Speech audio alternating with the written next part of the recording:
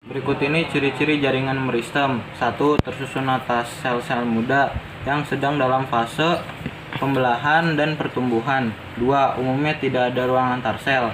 3. Bentuk sel yang bulat, lonjong atau poligonal dengan susunan dinding sel yang tipis. 4. Masing-masing sel mengalami penebalan zat lignin. Jawabannya adalah A, 1, 2, dan 3. Pembahasannya karena meristem tersusun dari sel-sel muda yang berukuran kecil, juga biasanya tidak ditemukan ruang antar sel, serta bentuk sel yang isodiametris, yaitu antara bulat, prisma, lonjong, kubus, dan poligonal. Perhatikan gambar berikut. Ciri-ciri yang dimiliki jaringan tersebut adalah 1. Tersusun dari sel-sel hidup. 2. Bentuk sel memanjang. 3. Terdapat pada batang, daun, bunga, dan buah tumbuhan yang masih muda dan belum berkayu. 4. Memiliki sel yang lunak, lentur, dan tidak berlignin. Jawabannya E, semua benar, karena jaringan kolenkim tersusun atas sel-sel hidup. Yang kedua, bentuknya memanjang dan sejajar dengan pusat organ yang ditempatinya. Yang ketiga, letaknya terdapat pada batang, daun, bunga, dan buah tumbuhan yang masih muda dan belum berkayu. Yang keempat, memiliki sel yang lunak, lentur, dan tidak berlignin tetapi mengandung pektin, hemiselulosa, dan selulosa. Perhatikan gambar berikut ini. Ciri-ciri yang dimiliki pada jaringan tersebut adalah 1. Mengalami penebalan lignin. 2. Tersusun atas sel-sel hidup. 3. Tidak berklorofil. 4. Dibatasi oleh sel khusus yang disebut sel penutup. Jawabannya C, karena jaringan epidermis tidak mengandung lignin dan pada umumnya jaringan epidermis tidak memiliki klorofil. Perhatikan gambar berikut. Ciri-ciri yang dimiliki oleh jaringan tersebut adalah 1. Susunan sel tidak rapat. 2. Tersusun atas sel-sel hidup. 3. Memiliki banyak vakuola. 4. Tidak terdapat banyak rongga antar sel. Jawabannya itu A, 1, 2, dan 3 benar, karena parenkim tersusun atas sel-sel hidup, memiliki banyak vakuola, dan juga terdapat banyak ruang antar sel. Perhatikan gambar berikut. Ciri-ciri yang dimiliki jaringan tersebut adalah tersusun dari sel-sel mati. 2. Mengandung senyawa selulosa. 3. Dinding sel tebal tersusun atas sklereid dan fiber. 4. Mengandung protoplas. Jawaban yang benar yaitu A, 1, 2, dan 3 benar, karena pada sklerenkim tersusun atas sel-sel mati yang seluruh bagian sel dindingnya mengalami penebalan sehingga lebih kuat dindingnya, juga pada bagian sudutnya mengalami penebalan selulosa. Kan gambar berikut ini. Ciri-ciri yang dimiliki jaringan tersebut adalah tersusun dari trakeid, trakea, parenkim, sklerenkim.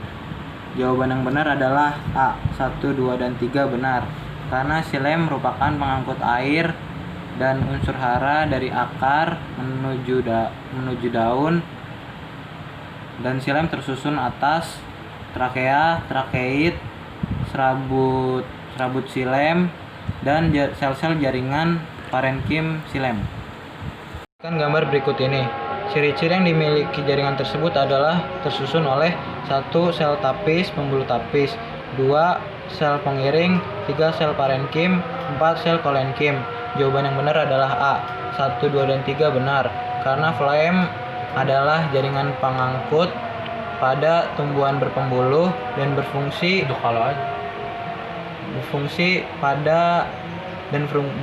mentransportasi hasil fotosintesis, dan phloem tersusun atas sel-sel pembuluh tapis, sel pengantar atau pengiring, serabut phloem, dan parenkim phloem.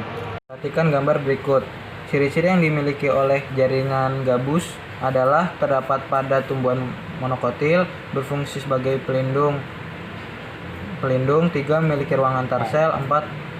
Mengandung suberin dan putin. Jawaban yang benar adalah C, 2 dan 4 benar, karena Ciri-ciri dari jaringan gabus adalah yang pertama, terdapat pada tumbuhan dikotil. Yang kedua fungsi utamanya pelindung tubuh dari kehilangan air. Yang ketiga, ruang antar sel tidak ada sehingga sukar ditembus oleh air dan gas. Yang keempat, sel-sel mengandung suberin dan kutin. Berikut adalah sel-sel inisial epidermis yang bermodifikasi, diantaranya yaitu 1. Polisade, yang kedua trikoma, yang ketiga falogen, yang keempat filamen.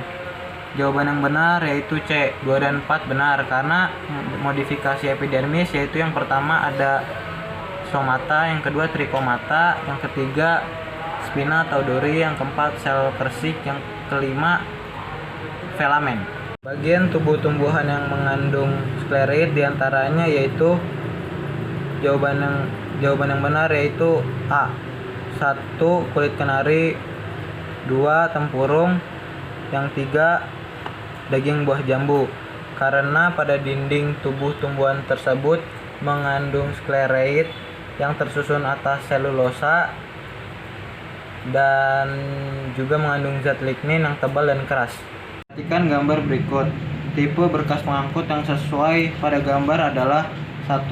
tipe konsentris amfibral, 2. floem berada di tengah, 3. xilem dan floem dibatasi kambium, 4. tipe konsentris amfifasal. Jawaban yang benar adalah C, 2 dan 4 benar, karena pada gambar tersebut floem berada di tengah dan bertipe konsentris amfifasal. Perhatikan gambar berikut ini. Ciri-ciri yang dimiliki oleh bagian yang bernomor 2 adalah dinding selnya tipis, 2. memiliki banyak ruang antar sel, 3. mengandung parenkim, sklerenkim, serta kolenkim, 4. memiliki sel peresap. Jawaban yang benar yaitu A, 1, 2, dan 3 benar, karena korteks mempunyai ciri-ciri. Yang pertama, sel-selnya berdinding tipis dan tersusun tidak beraturan, serta ruang antar selnya yang lebar. Yang kedua, tersusun atas sel-sel hidup.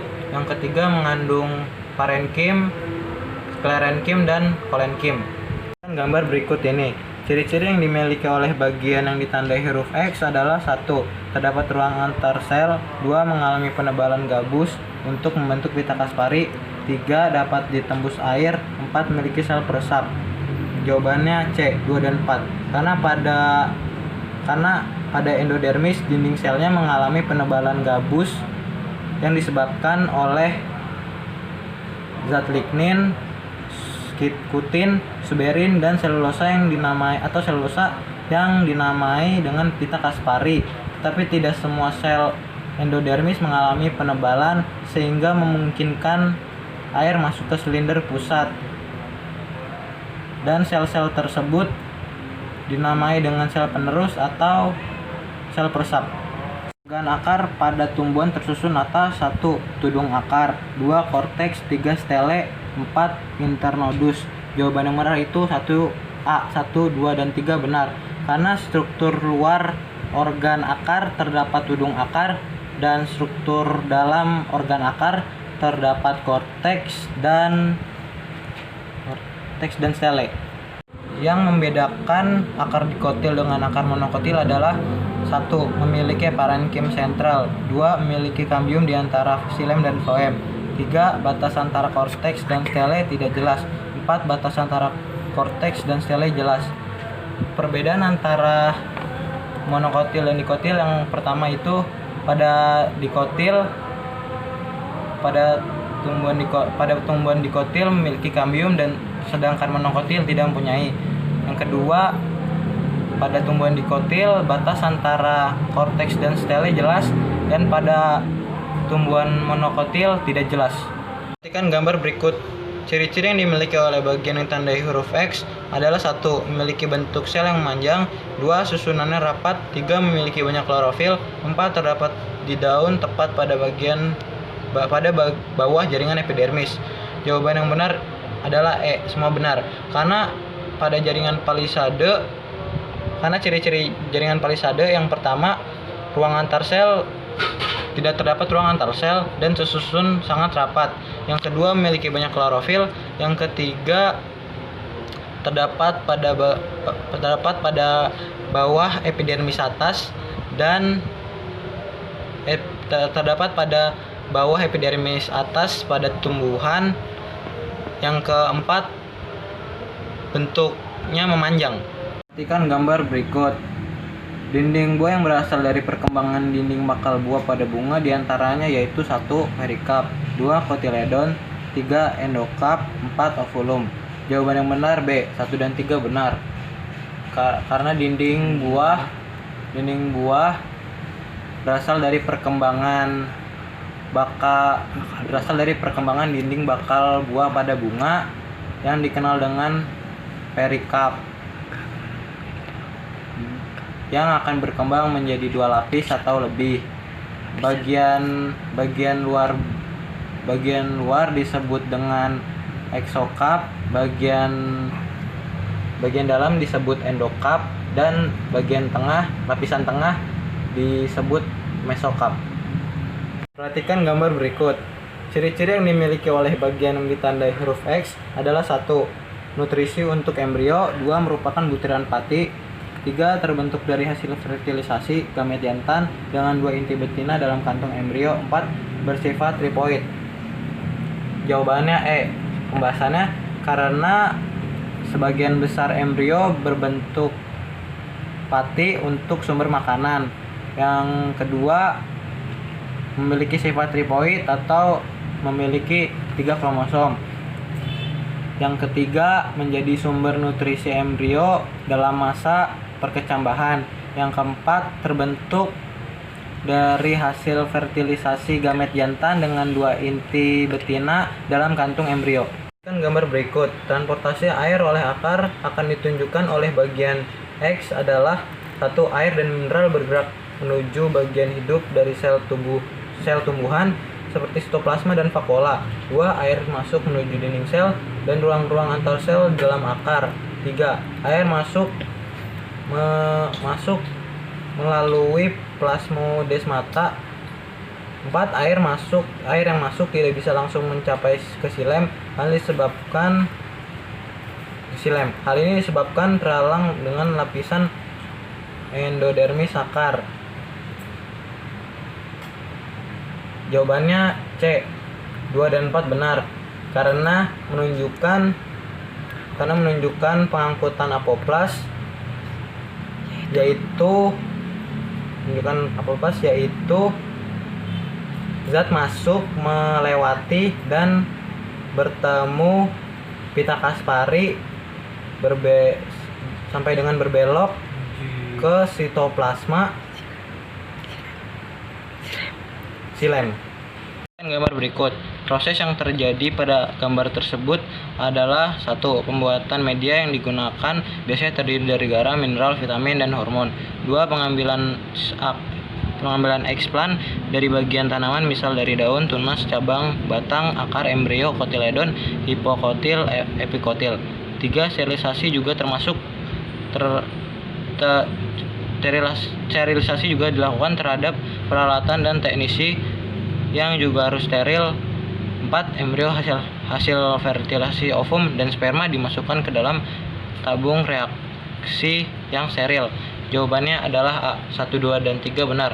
Karena nomor 1, 2, dan 3 termasuk ke dalam proses kultur jaringan, sedangkan nomor 4 tidak, dikarenakan tidak terdapat karena pada saat proses kultur jaringan tidak ada benang sari dan kepala putik.